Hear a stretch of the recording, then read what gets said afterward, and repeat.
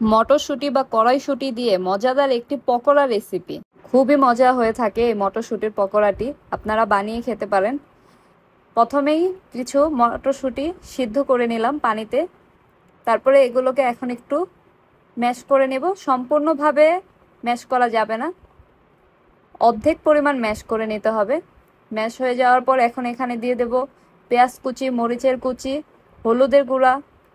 Of ক্যামেরায় এখানে আমি মরিচের গুঁড়া, ধনিয়ার গুঁড়া, স্বাদ মতো লবণ দিয়েছিলাম। দিয়ে দিলাম চাট মশলা এবং 1 কাপ পরিমাণ বেসন। দিয়ে সবগুলো উপকরণ এখন খুব ভালোভাবে মেখে নিতে হবে। পানির প্রয়োজন হলে অল্প একটু পানি দিয়ে ভালোভাবে মেখে দলা পাকিয়ে নিতে হবে। দলা হয়ে আসলে বুঝতে হবে হয়ে গেছে। এখন কড়াইতে পরিমাণ মতো তেল দিয়ে দিলাম, তেলটাকে খুব ভালোভাবে গরম করে নিলাম।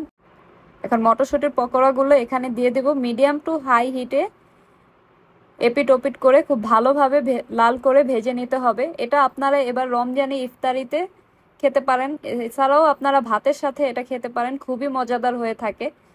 বা সন্ধ্যার নাস্তা হিসাবেও খেতে পারেন। একবার বানিয়ে দেখবেন, খুবই অসাধারণ মজাদার একটি পকোড়া রেসিপি।